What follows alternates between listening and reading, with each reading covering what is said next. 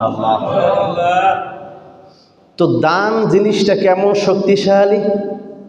জমিন আল্লাহ বানাইলেন, জমিন বানায়া পানির উপরে জমিন বানাইছেন। পানির উপর জমিন বানানোর পর আমার আল্লাহ তাকায় দেখতেছেন জমিনটা হেল খায়, দুল খায়, লড়ে লড়ে লড়ে। দেখবেন পাটি আছে না, পাটি পানিতে ফালাই দিলে পানি যে ঢেউয়ে পাটিটা এমন করে না, জমিনটা এমন এমন হেল দুল খাইতেছে। ফেরেশতারা বললেন আল্লাহ জমিন বানাইলেন তো হেল খায় দোলে দোলে। আল্লাহ বলেন শক্তিশালী প্যারাক আমি জমিনে মাইরা দেব, সেটা হলো পাহাড়। কি পাহাড়? আমি আল্লাহ প্যারাক স্বরূপ জমিনে মারলাম প্যারাক। এখন আর জমিন লড়বে না, শক্তিশালী প্যারাক আমি আল্লাহ জমিনে মেরে দিছি, জমিন শীতল হয়ে গেছে। বলেন সুবহানাল্লাহ। ফেরেশতারা আরজ করল রব এই পাহাড়ের চেয়ে তো শক্তিশালী কোনো জিনিস আসেনি, আমাদের জানায়া দেন। আল্লাহ তাআলা জানাইলেন ও ফেরেশতারা এই পাহাড়ের থেকেও শক্তিশালী জিনিস হইল লোহা। কি? পাহাড়ের থেকেও শক্তিশালী লোহা। কেন? বলে লোহার দ্বারা পাহাড়কে টুকরো টুকরো করিয়া কাইটা ফালান যায়। কথা বলেন ঠিক কিনা? ফেরেশতারা বলল আল্লাহ পাহাড় শক্তিশালী, পাহাড়ের থেকেও শক্তিশালী লোহা। এই লোহার থেকে শক্তিশালী আর কোনো জিনিস আসেনি। আমার আল্লাহ জানাইলেন ফেরেশতারা লোহার থেকেও শক্তিশালী জিনিস হইল আগুন। কি? আগুন লোহার থেকেও শক্তিশালী। কেন? বলে আগুনের মধ্যে লোহা দিলে লোহা পুইরা গইলা যায় না। আগুনের ভিতরে লোহা দাও গলিয়া যাবে, পানি পানি হয়ে যাইবে। যে লোহা গলিতে শিক টিক সব বানানো হয়। ফেরেশতারা আরজ করলেন রব এই আগুনের থেকে শক্তিশালী কোনো কিছু আসেননি। আমার আল্লাহ জানাইলেন আগুনের থেকেও শক্তিশালী পাওয়ারফুল হইল পানি। কি? আবার আওয়াজ করলেন পানির দ্বারা আগুনে ফালায় দাও, আগুন নিভে যাবে। রব বুঝলাম পানি বড় শক্তিশালী, এই পানির থেকেও শক্তিশালী আরো কোনো পাওয়ার আসেনি আল্লাহ। আমার আল্লাহ জানাইলেন ও ফেরেশতারা এই পানির থেকেও শক্তিশালী পাওয়ারফুল একটা জিনিস আছে, সেটা হলো বাতাস। সেটা কি? কারণ বাতাস না থাকলে জোয়ার ভাটা বন্ধ হয়ে যাইত। নদীতে জোয়ার ভাটা হয়, জোয়ার ভাটা আছে না? এই জোয়ার ভাটা বাতাসের সাহায্যে হয়, বাতাসের গতিবেগে জোয়ার ভাটা হয়। বাতাসের সব থেকে পাওয়ারফুল শক্তি। ফেরেশতারা তারপরে আবার সওয়াল করল রব বুঝলাম সব থেকে পাওয়ারফুল শক্তিশালী বাতাস, এই বাতাসের থেকেও শক্তিশালী কোনো কিছু আসেনি আল্লাহ। আল্লাহ তাআলা জানাইলেন আছে আমার মুমিন বান্দাদের মধ্যে একটা গুণ, সব থেকে পাওয়ারফুল একটা জিনিস আমার মুমিন বান্দাদের মধ্যে আছে। আল্লাহ তাআলা জানাইলেন ফেরেশতারা সওয়াল করিয়া বসলেন আল্লাহ পাহাড়ের থেকেও শক্তিশালী জিনিস আছে, আগুনের থেকেও আছে, লোহার চেয়েও আছে, বাতাসের চেয়েও আছে। এমন কি শক্তিশালী জিনিস দুর্বল মানুষের মধ্যে আছে? কার মধ্যে? পাহাড় কত শক্তিশালী, পাহাড়ের সাথে আমরা পারবো? বাতাসের সাথে আমরা পারবো? বাতাসের শক্তির সাথে আমরা পারবো না, পানির শক্তির সাথে আমরা পারবো না। তারা পাওয়ারফুল শক্তিশালী। আল্লাহ পাক ফেরেশতাদেরকে বলতেছেন ফেরেশতারা আমার মুমিন বান্দার ভিতরে এই সব শক্তির থেকে বহুত একটা শক্তির গুণ আমার মুমিন বান্দার মধ্যে আছে।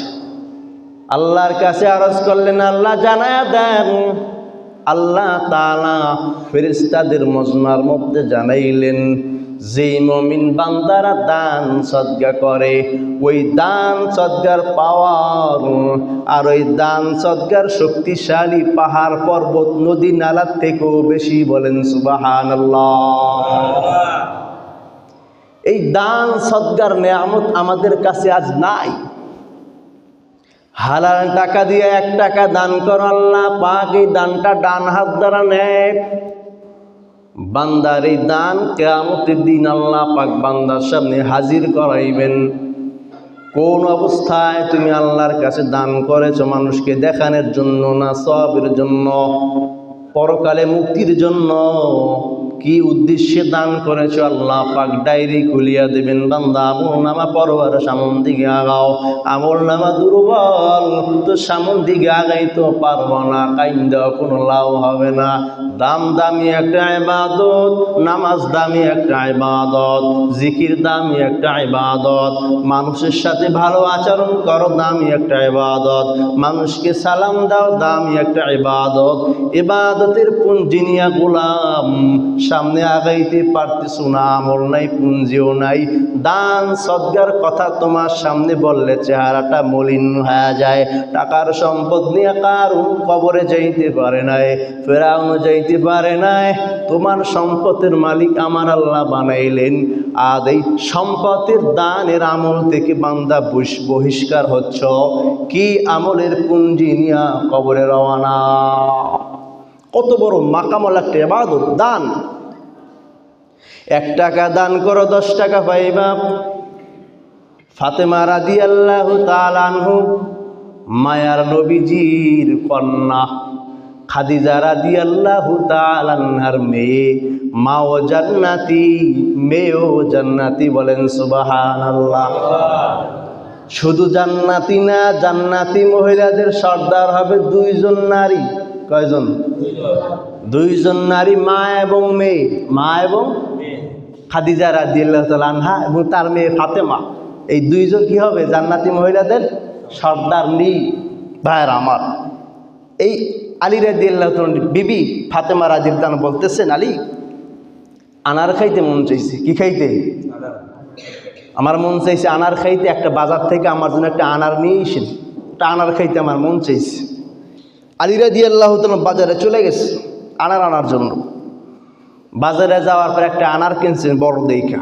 আনারটা বাড়িতে নিয়ে যাইবে, সবাই মিলে খাবে। রাস্তার কিনারে একটা ভিখারি দাঁড়ায় রয়েছে।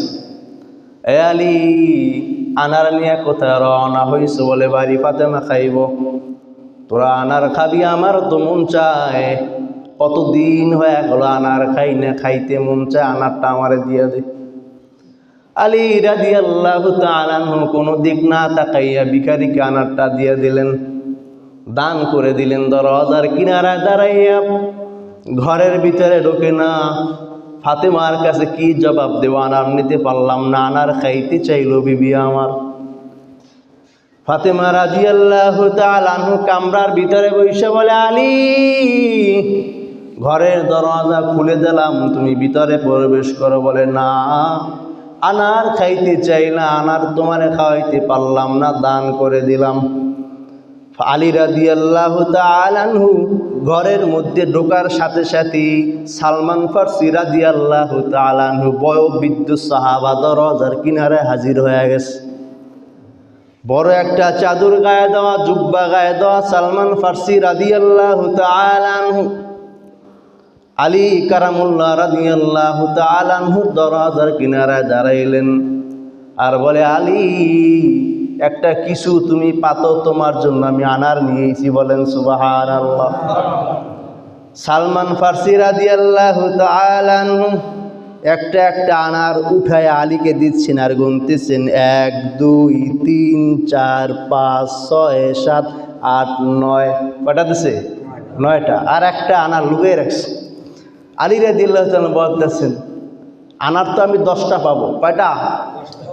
9টা দিলে চলবে না, কারণ আমি একটা আনার দান করেছি, 10টা পাবো।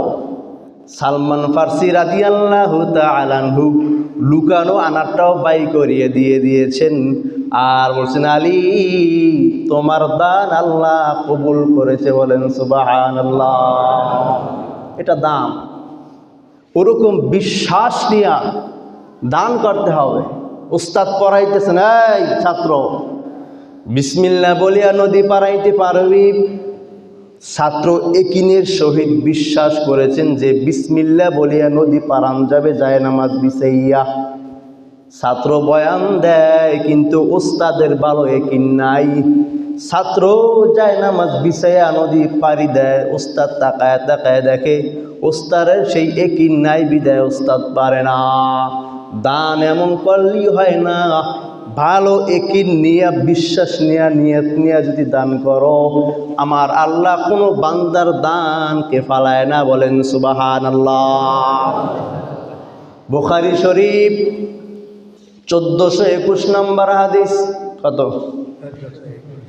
1421 নম্বর হাদিস বুখারী শরীফের বর্ণনা। নবী হুরায়রা রাদিয়াল্লাহু তাআলা আনহু قال, আবু হুরায়রা রাদিয়াল্লাহু তাআলা আনহু থেকে বর্ণনা। আবু হুরায়রা রাদিয়াল্লাহু তাআলা আনহু বর্ণনা করেন, একজন লোক সদকা করার জন্য রাত্রে বের হয়ে গেছেন। কখন বের হয়েছে? রাত্রে বের হয়েছে। সদকা দেওয়ার জন্য অন্ধকারে বের হয়ে গেছেন, সদকা দিবেন। তো এই লোকটা একজন মানুষকে সদকা দিয়ে বাড়িতে চলিয়া গেলেন, ঘুমায়া গেলেন। সকালবেলা ঘুম থেকে ওঠার পর মানুষ কানাঘুষি করতেছেন, তুমি সদকা দিলা, একজন চোরকে সদকা দিয়েছো। চোরকে? আরে কথাগুলো বুঝবেন, কাকে দিছে? চোরকে দিছে। পরের দিন রাতের বেলা আবার বের হইছে সদকা দেওয়ার জন্য। রাতের বেলা আল্লাহর বান্দা আবার যখন বের হয়ে গেছেন, আল্লাহর বান্দা এবারে একজন বেবিচারিণী মহিলাকে সদকা দিয়া বাড়িতে গেছেন। সকালবেলা মানুষের কোনাকুনি কানাকানি, কিসে? বেবিচারিণী একজন মহিলা টাকার বিনিময়ে দেহ বিক্রি করে এমন মহিলাকে সদকা দিয়েছে। পরের দিন আবার রাতের বেলা এই লোক বের হয়েছেন সদকা দেওয়ার জন্য। তখন একজন ধনী মানুষকে সদকা দিয়ে বাড়িতে আসলেন। তিনি জানেন না ধনী না গরিব। মানুষ সকালবেলা কানাকানি, সদকা দিছি, ধনী মানুষের সদকা দিছি। এমন হয় না আমাদের কামিতে? এইগুলা কিছু একটু পাইছি অমনি, এগুলি আমাদের আদত। অথচ সত্যিকার অর্থে সোজা দুইজন মানুষ ডেকে জিনিসটা বললাম, আসলে ঘটনা কি হয়েছে যাচাই বাছাই না কইরা। বলে এক রাজার একটা মেয়ে হয়েছে কালো মেয়ে। কি মেয়ে? সময় কম, আসলে আলোচনা ধরলে তো বহু সময়ের দরকার। যাক বলতেছি, এক রাজার মেয়ে হয়েছে। কি মেয়ে? কালো একটা মেয়ে হয়েছে। তা এই ঘর থেকে এই ঘরে আসছে কি? কালো মেয়ে হয়েছে। পরে ওনার কাছে যখন আর একজন শুনছে, ওই মেয়ে শুনছ কিছে? রাজার একটা কুত্তে কালামাই হয়েছে। এই কথাটা আবার সে আরেকজন যাই বলতেছে। যাইতে যাইতে এমন পর্যায়ে গেছে, লাস্টে সবাই বলতেছে রাজার আর কালো মাইয়ে না, রাজার একটা কাউয়া হয়েছে। কি হয়েছে? কাউয়া। কাউয়া। তাই ঠিক সমাজের ভিতরে এমন এমন কিছু মানুষ আছে যাদের কাজ হলো যাচাই বাছাই না করে কিছু একটা পাইলি মাশাল্লাহ এর সাংবাদিক হয়ে গেছে। সারা দেশে টোটো কোম্পানি ম্যানেজারের মধ্যে গর্ব আছে না? এমন লোক। এগুলো খারাপ অভ্যাস ছেড়ে দিবেন। কিছু একটা পাইছে, ওই শুনলেই হয়েছে। সত্য না মিথ্যের যাচাই বাছাই করা নাই। আল্লাহ রসুল হাদিসের ভিতরে বলছেন যে কোনো কথা শুনিয়ে শ্রবণ করা ইহাই মিথ্যাবাদী হওয়ার জন্য তোমার যথেষ্ট। কথা বলেন ঠিক কি? ভাইয়ার আমার যে হাদিস বলতেছিলাম, এই লোক 3 লোককে যাক দান সদকা করছেন, করার পরে মানুষ দেখে এই অবস্থা। মানুষ বলে, কারে তুমি দান করলা? চোর, বেবিচারিণী, ধনী লোককে দান করলাম। লোকটা বলে আলহামদুলিল্লাহ আলহামদুলিল্লাহ বলিয়া রাতের বেলা ঘুমায়া গেছেন। রাতে ঘুমানোর পর আল্লাহ তাআলা গাইবি আওয়াজ দিয়া বান্দারে জানাইতেছেন, বান্দা তোর দানকে আমি আল্লাহ কবুল করছি। বলেন সুবহানাল্লাহ। চোরকে তুমি দান করলা, চোরকে তুমি সদকা করলা, হয়তো এই টাকা পাইয়া সে আর চুরি করবে না। কি করবে না? বেবিচারিণী মহিলা টাকার অভাবে পইরা আজ দেহ ব্যবসা করিয়া নিজের জীবনটা চালাচ্ছেন। তুমি তোমার সদকার টাকা বেবিচারিনী একজন মহিলারে দিছো, হয়তো টাকা পাইয়া সে আর বেবিচারিনী করবে না, বলেন ঠিক কিনা? ধনী বান্দা তোমার টাকা পাইল, ধনী মানুষ টাকা পাওয়ার পর সে বলবে হায় হায়, কত টাকার মালিক, কত বাড়ি আমার, কত জমি আমার, কত গোলাম আমার, কত গাড়ি আমার, জীবনও জাকাত দেই না, জীবনও ফেতরা দিই না, জীবনও দান করি না, জীবনও সদকা দেই না। আল্লাহর একজন বান্দা ঈশা আমার হাতে সদকা টাকা দিয়ে দিল, আমিও আজকে নিয়ত করলাম না না না কারণের মতো কৃপণতা করব না, আজকের থেকে আমিও সদকা দিব। বলেন সুবহানাল্লাহ। দামি একটা ইবাদত আমাদের কাছ থেকে ছুটে যাইতেছে। চেহারা মলিন করবেন না, দানের কথা বললে, ফেতরার কথা বললে, সদকার কথা বললে, কারণ দান দামি একটা মাকামলা ইবাদত। বান্দা দানের মাধ্যমে দামি হইতে পারবা, একটা সোজা রাস্তা আছে জান্নাতে যাওয়ার। গোটা পৃথিবী শাসন করেছেন সুলাইমান নবী, তার পিতার নাম হযরতে দাউদ আলাইহিস সালাম, তিনিও একজন নবী ছিলেন। কি ছিলেন না? দাউদ নবী এমন এক কণ্ঠের অধিকারী ছিলেন, নদীর পাশে বসে ওনার কিতাব যখন তেলাওয়াত করত, সব মাছগুলো তার সামনে এসে তেলাওয়াত শুনতে। বলেন সুবহানাল্লাহ। এই দাউদ আলাইহিস সালামের বন্ধু ছিলেন আজরাইল মালাকুল মাউত। কে ছিলেন? যেমন আমরা আমাদের বন্ধু নিয়ে ঘুরি না, হাঁটি না, রাস্তায় যাই, পার্কে যাই, চা খাই, মজা করি, ঠিক দাউদ আলাইহিস সালামও আজরাইল সবসময় আসতেন, ঘুরতেন, চলতেন, ফিরতেন এমন। তবে একটা গুণ ছিল, যখনই আজরাইল হাজির হইতেন তখনই দাউদ নবী বলতেন, আপনি কি আমার জান কবজ করার জন্য আসছেন না সময় কাটানোর জন্য আসছেন? জান কবজ করার জন্য আসছেন না সময় কাটানোর জন্য আসছেন? মৃত্যুর জন্য সব সময় তৈরি ছিলেন। আর আমরা তো উদাসীন, 1000 বছর বাঁচবো এই নিয়ে তো চলতেছি, 1000 বছর। ভাইয়েরা আমার, তো যেই কথা বলতেছি, তো আজরাইল আসছেন, দাউদ আলাইহিস সালামও বসে একটা মজমা নিয়া দিনের কথা বলতেছে। কি কথা? দিনের কথা। আজরাইল আসছে, হুজুর আমি তো আসছি, আমাকে নেওয়ার জন্য নাকি সাক্ষাৎ করার জন্য? বলে সাক্ষাৎ। আজরাইল বলে আমি আশ্চর্য হয়ে যাইতেছি, কারণ আপনার সামনে যে যুবকটা বসা আছে কিছুক্ষণ পর তার মরণ হয়ে যাবে। কি যুবক?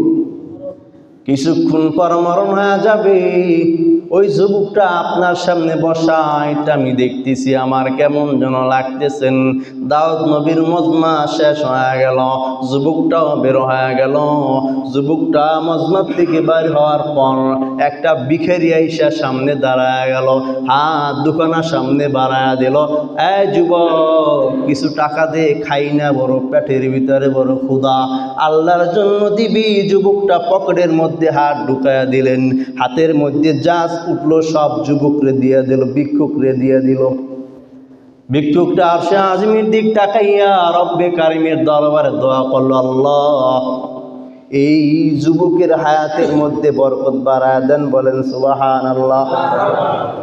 আয়ের মধ্যে বরকত বাড়ায় দেন। বলেন সুবহানাল্লাহ।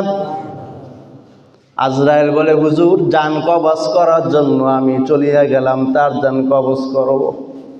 আল্লাহ তাআলা আরশে আজিম থেকে চিঠি পাঠাইছেন, ও আজরাইল জান কবজ করা চলবে না, আমার বান্দার হায়াত আমি আল্লাহ বাড়িয়ে দিয়েছি। বলেন সুবহানাল্লাহ। দেখছেন? তার মানে বোঝা গেল দান সদকার মাধ্যমে হায়াত বাড়ে। কি বাড়ে? দান সদকার মাধ্যমে হায়াত বাড়ে। আল্লাহর রাসূল বর্ণনা করেন,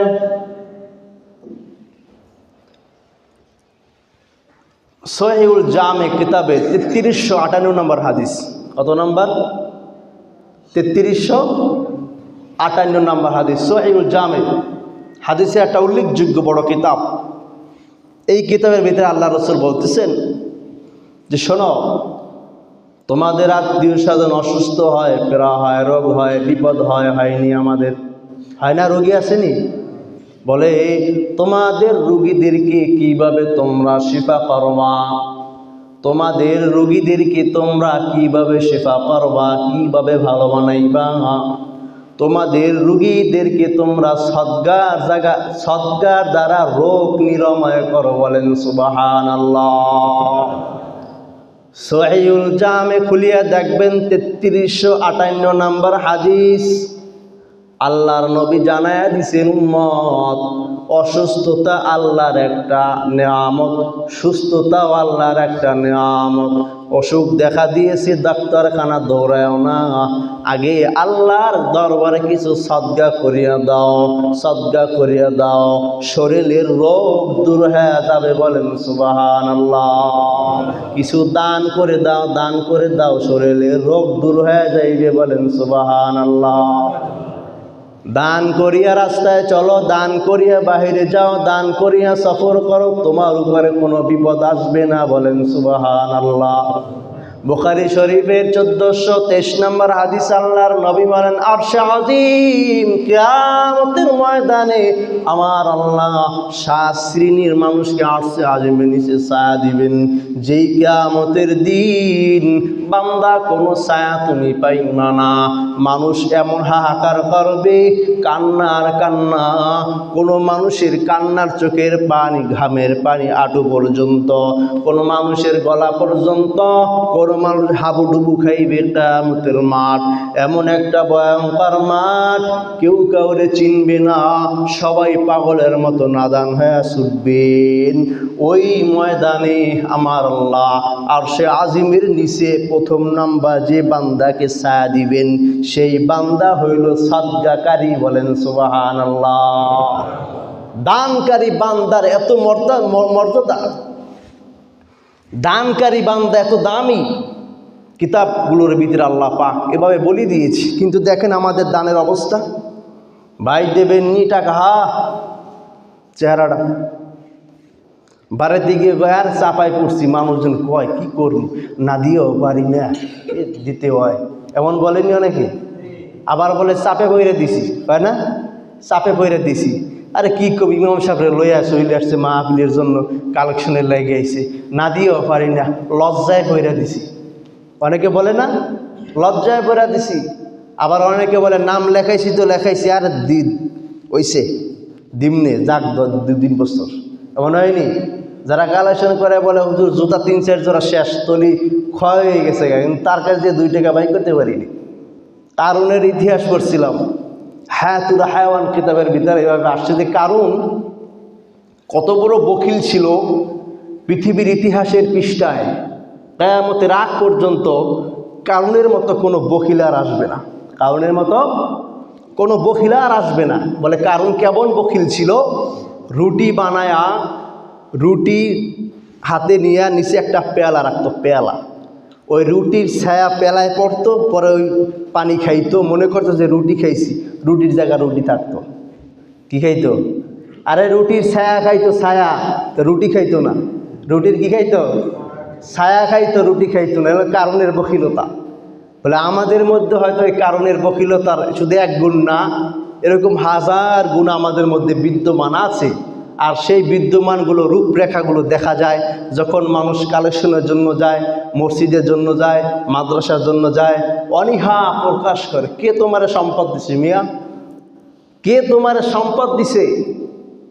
এই জন্য অসহায় মানুষদের দিনের ক্ষেত্রে কোনো সময় অবহেলা করবেন না। 5 টাকা আছে, এই নাও, 10 টাকার ভাড়া আছে, 15 টাকা আছে, 5 টাকা দিয়ে দিলাম, 10 টাকা দিয়ে আপ ডাউন করবো।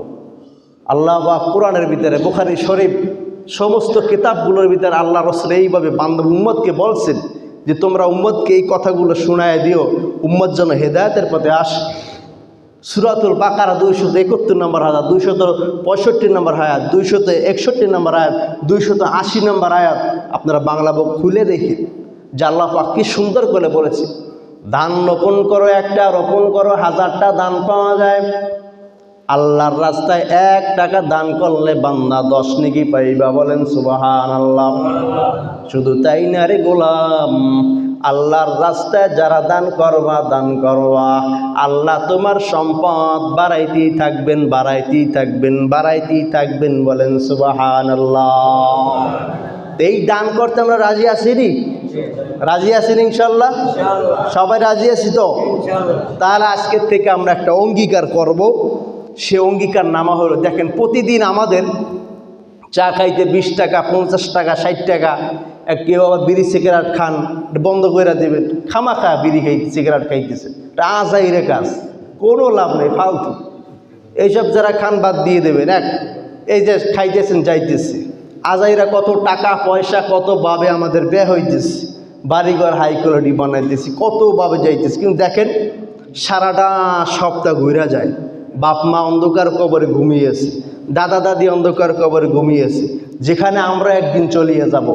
প্রতিটা দিন আমরা ফজরের পরে কবরবাসীদের জন্য দোয়া করি। যারা ফজরের নামাজ এখানে পড়ে তারা বলতে পারবে একটা দিন মিস হয় না যেই দিন আমরা কবরবাসীদের জন্য দোয়া করি না। সব সময় কবরবাসীদের ওই রিসালাতের জন্য সূরা ইখলাস পাতে আমরা পড়িয়ে তাদের জন্য দোয়া করি। অতএব দানের ফজিলত হিসাবে আমরা যেন একটা আমার ভিতরে যেন এমন জিনিস কাজ করে যে না, আমার এই জিনিসটা আমার আগে রাইখেলই, আমি আগে রাইখেলই। প্রত্যেক জুমার দিন, শুক্রবার দিন, প্রতি শুক্রবার দিন হয়তো এক শুক্রবার পর পর এই মসজিদের কিছু টাকা কালেকশন করা হয়, দোয়া করা হয় অন্য অনেক কাজের জন্য। এগুলো সবসময় মনে করবে এই মসজিদটা আমার ঘর। অনেক শ্রম সাধনা রক্ত ঘাম ঝরিয়ে আপনারা এই মসজিদ বানাইছেন, মনে করবেন এটা আমার ঘর। আর মসজিদের সাথে যারা সম্পর্ক রাখবে, ভালোবাসা রাখবে, আল্লাহ রসুলের এক হাদিস না 86টা সমস্ত কিতাব থেকে আমি আপনাদেরকে হাদিস দেখাইতে পারবো। আল্লাহর নবী বলেছেন যারা মসজিদের সাথে সম্পর্ক রাখবে, আল্লাহর ঘরের সাথে সম্পর্ক রাখবে, আল্লাহর ঘর বানানোর জন্য জায়গা দিবেন, জমি দিবেন, শ্রম দিবেন, টাকা দিবেন, কথা দিয়া বার্তা দিয়া, আল্লাহ পাক এই সব মানুষগুলোরে হাসরের ময়দানে হাজারো মানুষ থেকে যাচাই বাছাই করিয়া আল্লাহ পাক সদা জান্নাতে পাঠিয়ে দিবে, বলেন সুবহানাল্লাহ। এবং তো শুধু তাই না, বলে জান্নাত তো পাইবি মসজিদের সাথে সম্পর্ক রাখার কারণে, মসজিদ বানানোর কারণে আল্লাহ পাক জান্নাতের ভিতরে আলাদা এক্সট্রা তার জন্য বালাখানা বানাবে, বলেন সুবহানাল্লাহ। এই জন্য আমি যে কথাটা বলতেছি সেই কথাটা হলো যে প্রত্যেক শুক্রবার দিন আমরা মসজিদে যারা পারি 100, যারা পারি 50, যারা পারি 20 টাকা দিব। পারবো না ইনশাল্লাহ? যারা 100, যারা 50, যারা 20, যেদিন কালেকশন করে সেটা ভিন্ন হিসাব করে, সেটা দিবেন, দোয়া করতেছি করবে। কিন্তু এটা একটা আপনার আইনে লিখিয়ে নেবেন যে আমি আজকে 100 দিব, 10 টাকা হলেও দেব। আসলাম নামাজ পড়ে চলে গেলাম, জুমার দিন 1 টাকাও দিলাম না, এমন যেন না হয়, সেই জন্য কথাগুলো বলতেছি। তো আমরা ইনশাল্লাহ নিয়ত করতে পারি তো যে প্রত্যেক শুক্রবার দিন আল্লাহর ঘরে আমি 100 টাকা দিব, অথবা 50 টাকা দিব, অথবা 20 টাকা দেব। নিয়ত করা যায় না? সবার আশা আছে তো ইনশাল্লাহ? আল্লাহ পাক সকলের নিয়তকে কবুল ও মঞ্জুর করে বলে আমিন। যতটুকু কথা বললাম আল্লাহ আমাকে সহ আপনাদের সকলকে এই দান সাদকা সঠিকভাবে আল্লাহর খুশি অনুযায়ী করা তৌফিক দান করুক, আমিন। ওয়া আখির দাওয়ানা আলহামদুলিল্লাহি রাব্বিল আলামিন। আসসালামু আলাইকুম ওয়া রাহমাতুল্লাহি ওয়া বারাকাতুহু।